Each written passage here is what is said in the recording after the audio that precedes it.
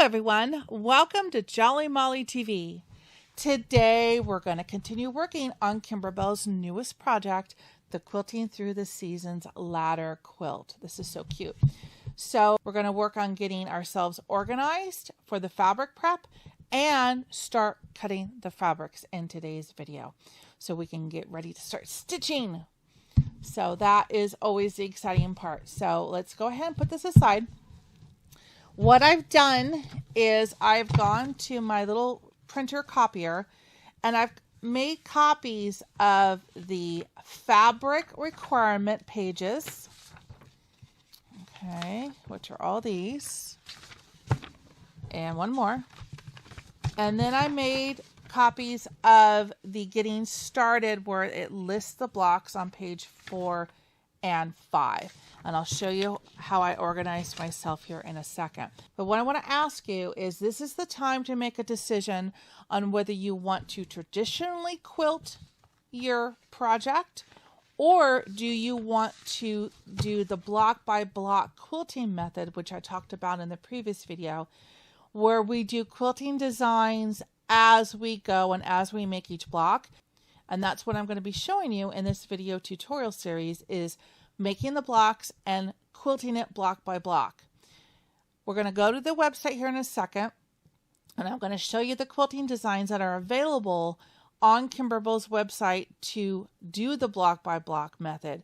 But this is the juncture in this project where you have to make a decision whether you want to do the block by block or you want to quilt it traditionally like you would any other quilt, where you do your quilt top, you sew it all together, you do your quilt sandwich, and then you quilt it and then bind it. That's traditional.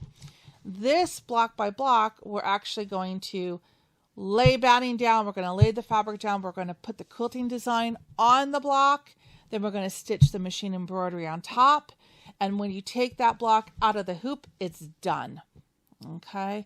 Then we'll sew the entire quilt top together. It's already quilted at that point. You sandwich it and you stitch in the ditch to attach everything, and then you're done. The reason I'm asking is because when we get to cutting the fabric, there's a few of them that we have to cut the fabrics larger than what's marked as standard. Standard sizes, if you're going to be doing traditional quilting, with a few exceptions that Kimberbell is highlighted in blue, over here it says block by block. If you're going to be doing the block by block, then you'll be cutting your fabrics this size. So this is at the juncture where we have to make that decision. So let's go ahead and look at the computer and let's take a look at the quilting designs, and that will help you make your decision.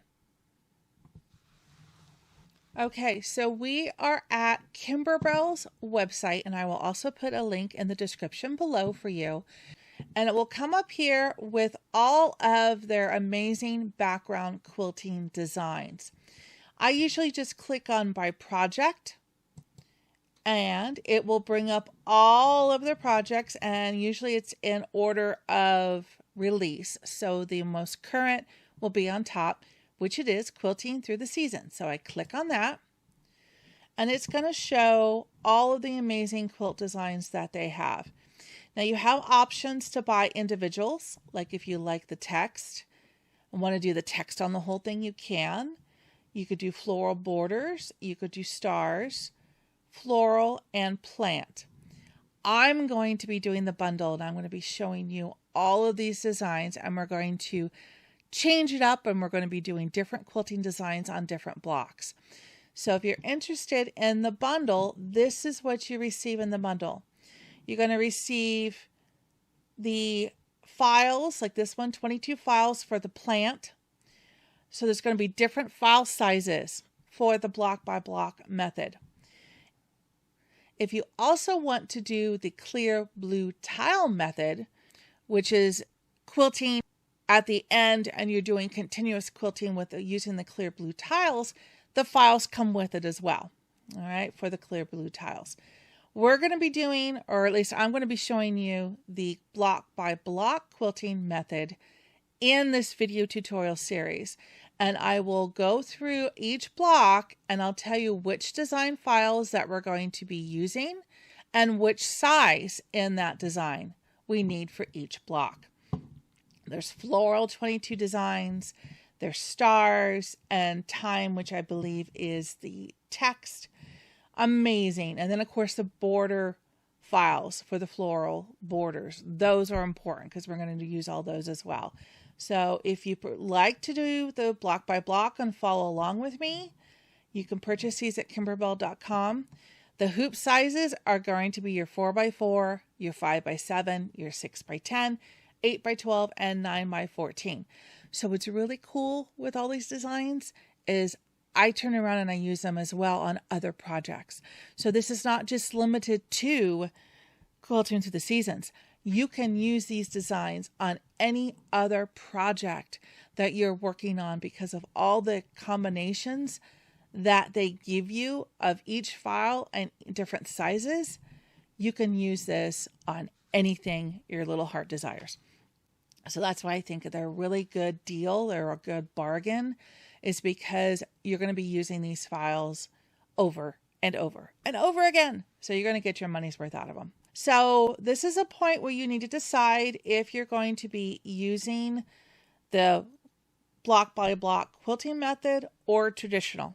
Okay, make that choice and let's head back to the desk and take a look at the next step. Okay, so now that you've decided traditional quilting or block by block, if you're going to be doing the block by block with me, you're going to make sure that you're going to be following along. If there's a highlighted blue size to the right here for this particular block, that's the size you're going to be cutting. All right, if you're doing block by block, everything else will be the same size except for those highlighted in blue. All right, so keep that in mind. All right, so what I've done for my organization to prep for the fabric cutting is I made a copy of page 4 and 5 of the book so I could write on it and I can make notes and things like that.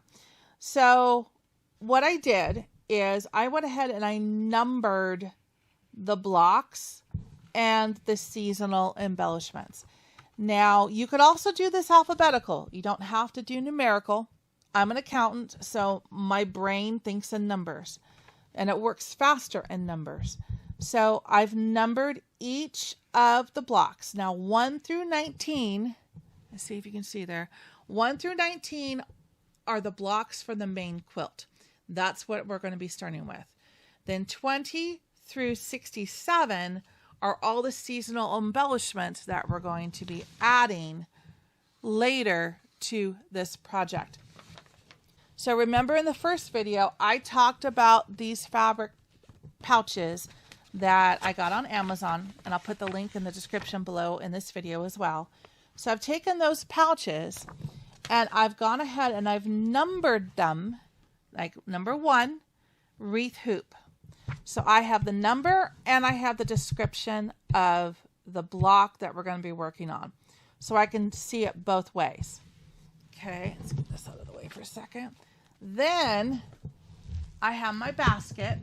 And you're questioning, why is she writing sideways? Because my basket is actually a plastic tote, which is sideways. So the plastic pouches fit perfectly sideways. If you have a basket that can go this way up and down, you can write up here, number 1, wreath hoop, and that way. But because my basket is this way, I went ahead and wrote all of my pouches with the numbers and the description. So if I want to go grab number 33, vroom, there's number 33. The other way you can organize this is if you want to do it alphabetically. Okay, so there's 46, portrait number 2. Can you see that? There we go. You can do this alphabetically, whichever is easier for your brain to process. Whether you want it alphabetically or numerical, go ahead and mark all of your plastic pouches with the number and or the description, whichever you prefer. Okay, so there's 2 different ways of organizing.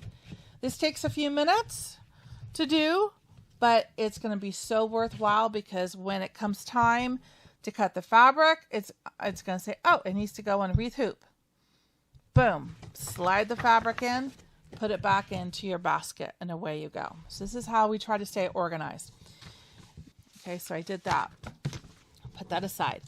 Then on the fabric requirements pages, what I've done is, because again, I'm numerical, I went through and I looked up and said, oh, okay, this wall gallery is actually bag number 7. So I put a bag number and I put 7 right next to it.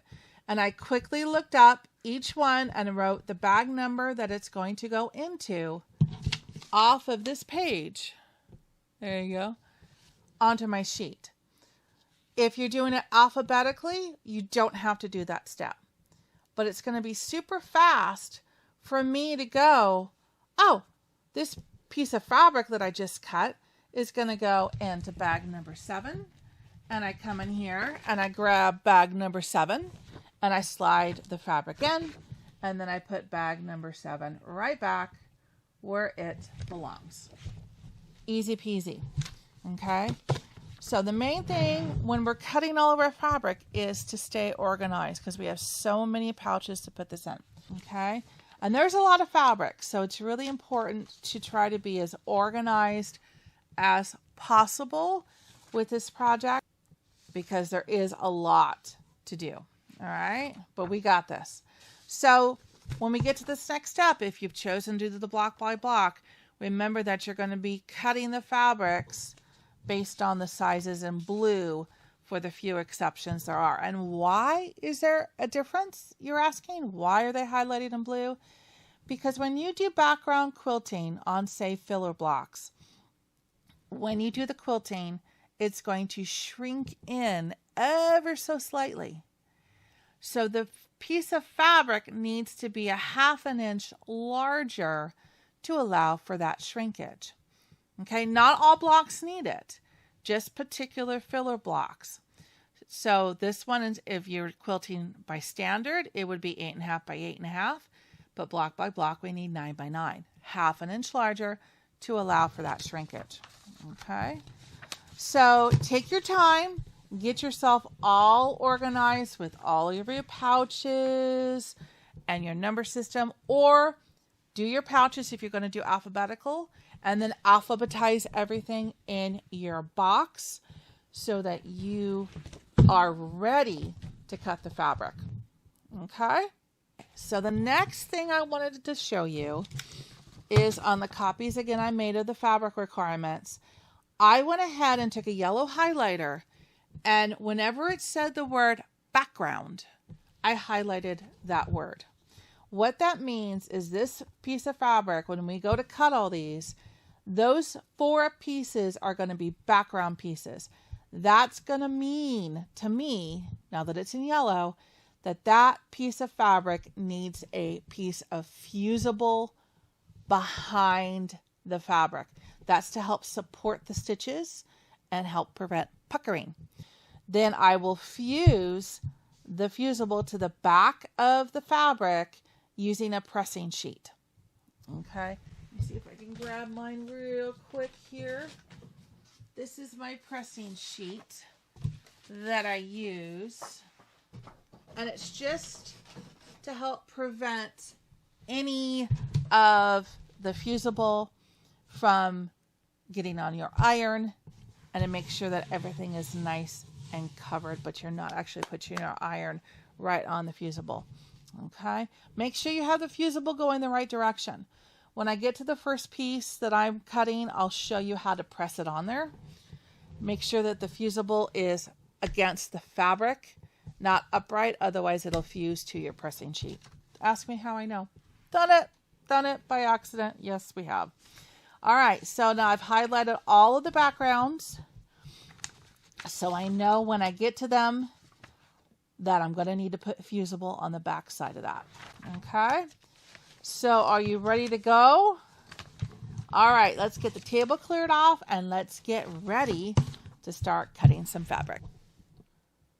So go ahead and get out your fabric kit or all of the fabrics that you've selected from your stash if you've gone that method. go ahead and get them out, and we're going to start working on cutting these. What I've done is in the instructions, I've gone ahead and made a copy of page 11, 12, and 13, the fabric cutting diagrams. So they're a little bit easier to work with instead of being in the book. All right. So these 3 pages, again, 11, 12, and 13, show you diagrams of the fabric number, which correlates to this fabric requirement chart over here on the left. That F number will be the F number here, and how you're going to cut out the fabrics in the piece of fabric that they gave you, especially if we're talking about the kit. And you have to be very slow, very methodical, very accurate, because on some pieces you've got a little bit of cushion, but you don't have enough cushion to do another 6.5 by 8.5 piece on this fabric. So just go slow. Don't rush through this. Take your time.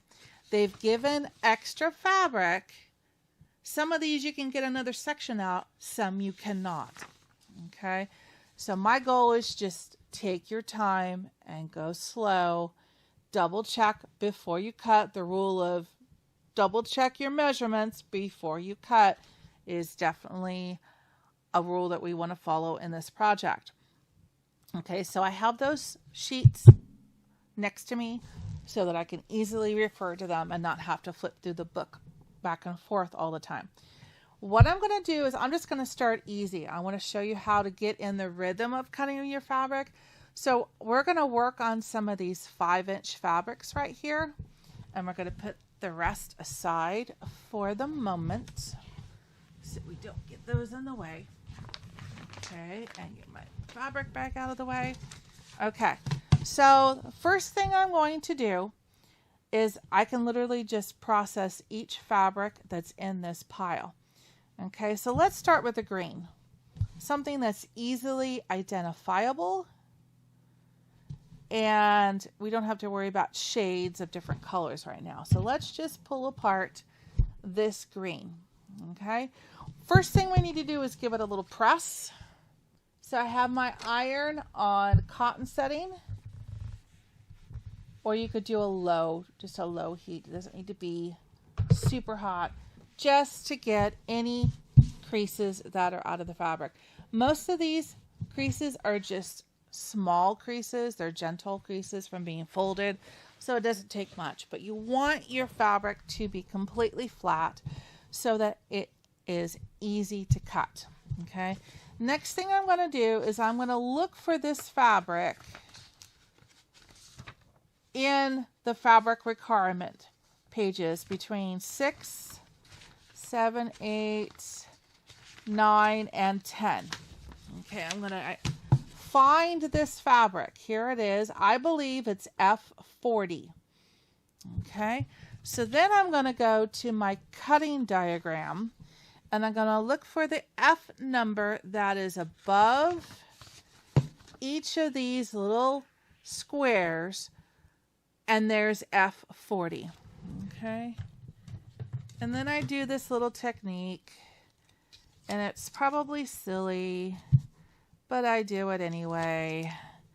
Takes an extra second, but I do this. Okay, that tells me visually F40 is what I'm working on.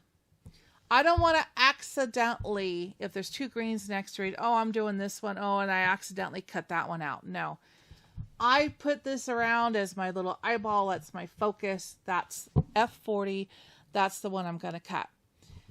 The reason I do that is because life happens. You get sidetracked. You have to go to the ladies' room. The doggy has to go potty. Your kids need assistance. Whatever it is, life happens, and you're going to get pulled away from this table.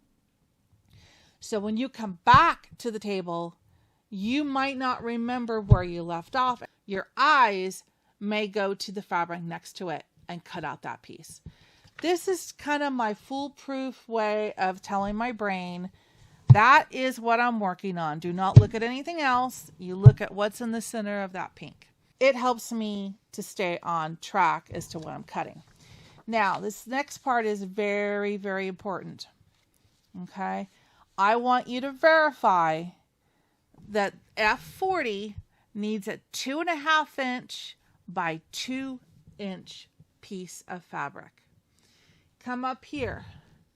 What does it say? It says 2.5 by 2 inches. They match. Okay, we're going to cut one piece, which is the number in parentheses. If it was up here, we would cut 6 pieces. We would cut 3 pieces. This one says 1. The reason you match that is because once in a while, humans make mistakes, and these two sizes will show different sizes. It's just an error. It's a mistake. We all make mistakes. You want to make sure that you're cutting the actual size piece of fabric that you need. Okay. If this had an error, and if this said 2.5 by 2.5, and this said 2.5 by 2, and I know that I have plenty of fabric extra that's going to be left over, I would cut it to 2.5 by 2.5, if that's what this told me.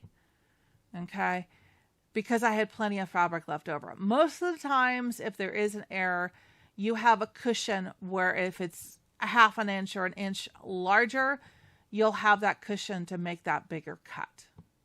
Most of the time, they give you enough fabric to do that. So in this case, if that did say the larger size, again, I would cut it slightly larger. If it don't have a cushion, then we have to research. And it might be even contacting Kimberbell to say, hey, is it supposed to be 2.5 by 2.5 or 2.5 by 2? Because I don't have any excess fabric to make that cut. All right, but most of the time you will. All right, so I've verified it that that is correct. I need a 2.5 by 2 inch piece. And this piece is a 5 inch by 1, 2, 3, 4, 5. It's a 5 inch square. So I don't have to worry about going larger. If one side is larger, you put it in the same direction that this diagram shows you. Okay, the same direction. Because they've done the math to try to figure out how to get all these pieces out of each piece of fabric. Okay, so I'm just going to go ahead and put it there. So I can cut 2.5 inches this way and 2 inch high. Okay, so I'm going to take my smaller ruler. I'm going to get my rotary cutter. When this is in front of me, so I can see it, I'm going to go 2.5 inches. So there is 2.5. Okay. And what you can also do, it's going to be 2 inches high, right? So you can go 2.5 by 2. So it's 1, 2, 2.5 this way, 2 high. Okay, then I will double check. I will cut up, and then I will cut over. And then if I don't quite catch it, that's okay. I can come in here and do this little dance to get that piece. So that is a 2.5 inch wide by 2 inch high piece. Okay. This is extra. So keep this aside in a pile because you might need it later. If something happens to this little piece, we can cut a new one. Then I come up here and I go, okay, here's my 1. I have done it. I put a check mark by, means I have cut that fabric. And for me, it's in bag number 9, which should be the Wall Gallery 3. And that piece of fabric goes in that pouch. And then it goes back in my basket. So we try to stay as organized as humanly possible. There you go. So that one's done. So something happens. I have to go outside for a second, come back. I know instantly that one is now done and it's organized and I can move on. Okay. So let's do another one. All right. We're doing these small ones to get in the rhythm of what the process is before we get to the larger and larger pieces.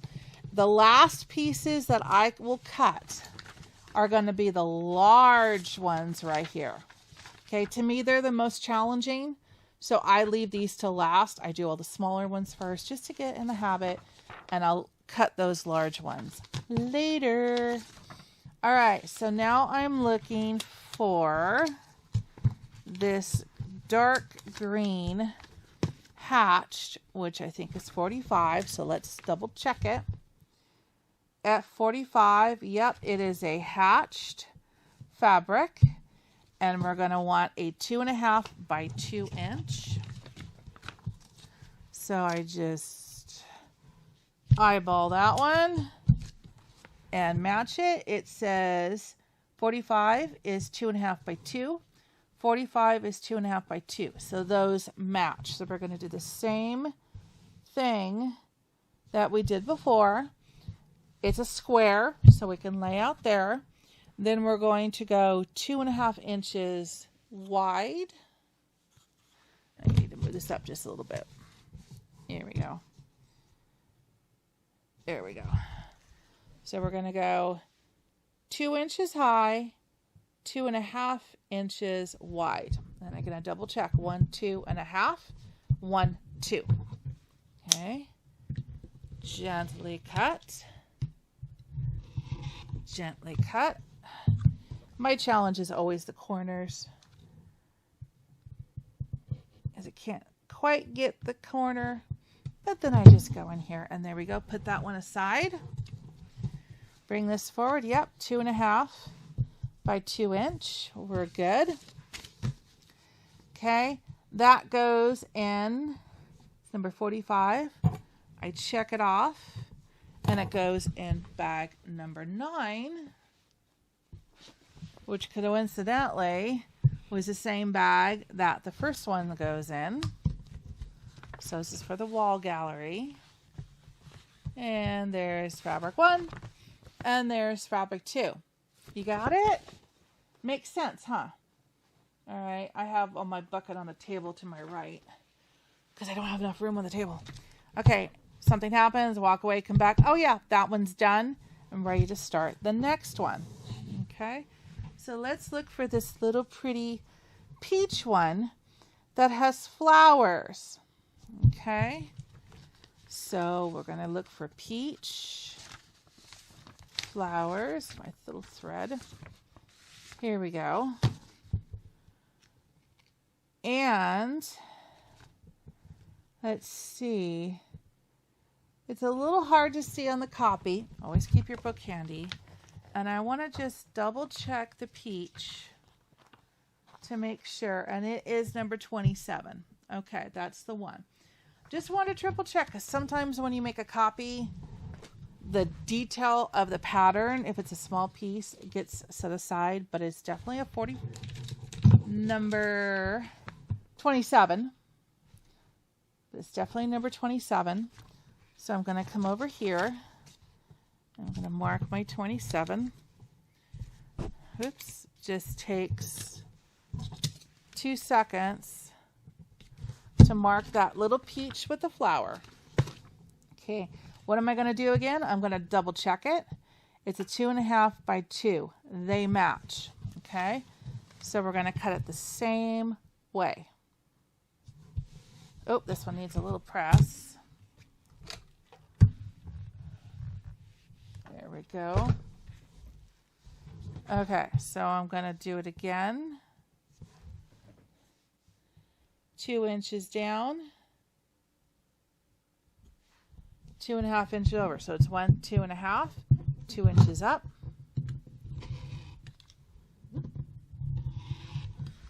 And mind you, there's still a little bit of cushion that they built into this cut. So if you're a fraction off, it's not going to be a big problem. Because again, they built in a cushion into this measurement. Okay. So that's my 2.5 by 2. Okay. I'm going to come in here with my pin. That one's done. This is bag number 45. Okay. Pull up number 45. All right, which should say Portrait Spring Butterflies, and it does. That piece of fabric goes in to number 45. You got this. Okay, you got it. And I put 45 back in place. See the rhythm? All right, so now what I want you to do is do the same thing for the rest of these fabrics, and I think there's 8 left. So go ahead, well, let's fast forward, go through these, and then I'll walk you through the next step.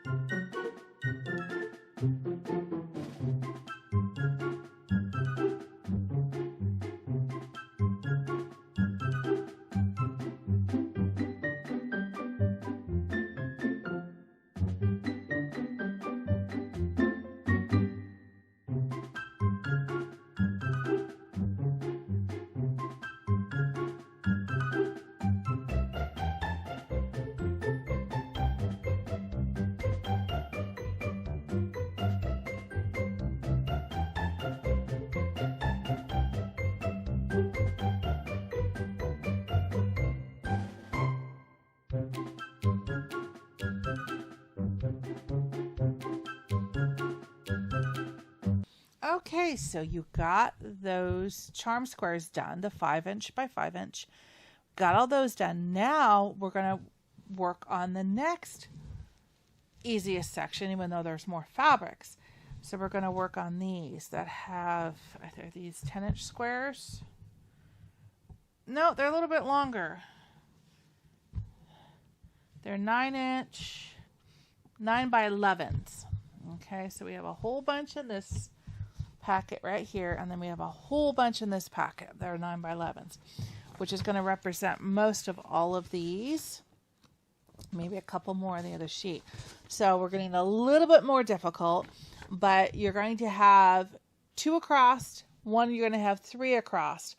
But what I want to point out, because the technique is going to be the same that we did for the small ones, but you got to be careful of directional fabric. And you've got 2 of them here. Let's take a look at the yellow one. Yellow, here we go. This yellow has stripes that go up and down. Okay, when we go to cut it, we have to put them sideways so the stripes go left to right. Okay, and you'll be able to see in the picture, and if you have any doubt, go back to your book and you can pull up that fabric diagram and triple check. Yes, it's got to go left to right going across. The other directional fabric you'll have is the blue and white stripes. You need to make sure also your blue and white stripes are going left to right. It'll tell you that there's a directional fabric right next to that square, so you'll know to pay attention to which direction that fabric has got to go. You got this. So let's go ahead and let's cut the yellow, because we got it right here in front of us. After I press it, and I'll show you how to do that one, and then we're just going to fast forward and do the rest of these 9 by 11 blocks. They're all the same. You will have some that are 3 across. I would cut the left side first, then cut the middle, then cut the right. Like this one here, it's a 2.5 inch all the way up, and then there's a 2 inch. I would cut 2.5 all the way up, and then subcut, and make that a 2 inch square. Now, this one, you could actually leave 2 by 2.5. It doesn't matter, since we're going to do that 2.5 cut all the way up, because you've got extra fabric. And the piece can be a little bigger. That's not a problem. It just can't be a little smaller. Make sense? Okay, so let's do this yellow one. Make sure we get our directions going in the right direction, and then I will have you do the rest here. So again, we need to make sure that our directional is going left to right. Left to right. We are on number 38. Let's make sure it's 2.5 by 4. Yes, and there's 2 of those, and 2 2.5s by 2.5s. Yes, they match. Okay, so I'm going to go ahead, and you can turn it as long as you know which direction you're going to turn it in. My recommendation is not to turn it. Have it in the right direction, and we're just going to do 4 inches wide. So use my mat. So I go 1, 2, 3, 4 inches wide, all the way up, 4 inches wide, and I only need a 2.5 and a 2.5. So I only need to go at 5 inches. Okay, so I'm 1, 2, 3, 4 inches wide, and I'm going to go up 5 inches. 1, 2, 3, 4, 5. So that's where I'm going to stop the rotary cutter, is on the 6 inch mark. Okay, right there. Right there. Okay, and it got moved. That's okay. I can come back here. Make sure I go 1, 2, 3, 4, 5. And go across on the 5 inch mark. I never get the corner, but that's okay. I can come back and inch my way to the corner. Okay, there's that. Okay, Okay, so now this is 4 inches wide, and I'm going to go 2.5. So I am going to turn it 1, 2.5, and cut. And there's those 2 pieces. Okay, then I come back here. Directional still left to right. And then 2.5 inches.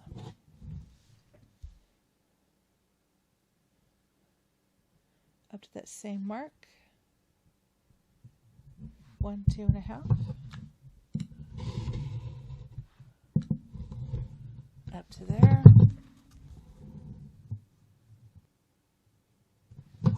And 2.5.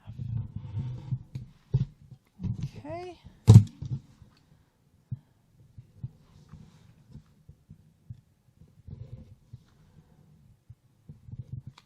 Okay, put that aside and put these in the bags as you normally would. All right, you ready to go? All right, so let's do all of these pieces, the 9x11 pieces, both sets, and I'll meet you back here and we'll do the next largest piece. Here we go. You got this.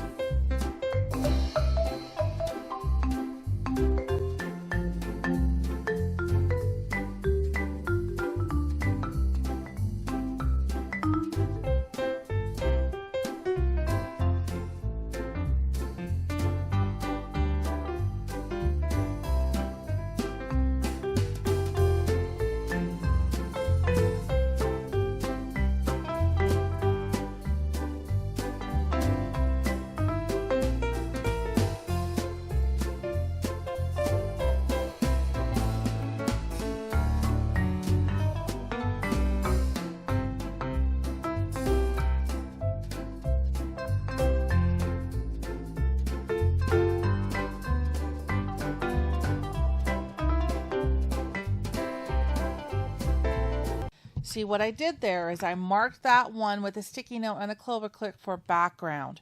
What that means is when I get all done with my cutting, all the ones that I've labeled background that have a yellow highlight on them, I am going to put a fusible on the back side of that. And I tend to like to do them all at once. So I will label it with a sticky note and a clover clip, and then I will just thumb through all of these pouches later, pull out all the ones that need a background, and do that all at the same time. Okay, so let's get back to cutting.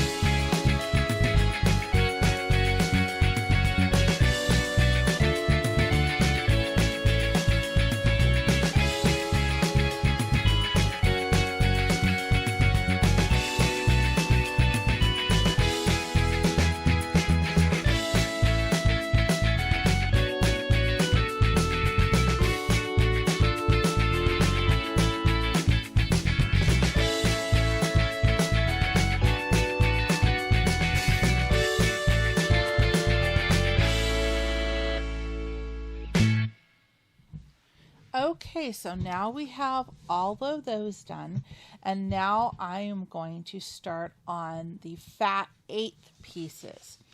So if you look at these, they'll say fat eighth, fat eighth. So on page 12 of your cutting diagram, we're going to be working on these longer pieces right here. Okay, that's what we're going to be doing, the fat eighths. Don't forget to pay attention to your directional fabric. We're going to have 2 directional ones in this cutting section. So make sure you've got those going the right way. It probably will be easy because these pieces, like this one, if you lay them out long ways, you're going to obviously see that this is the way you're going to lay it out to cut, and they have the direction going in the right way, but just double check.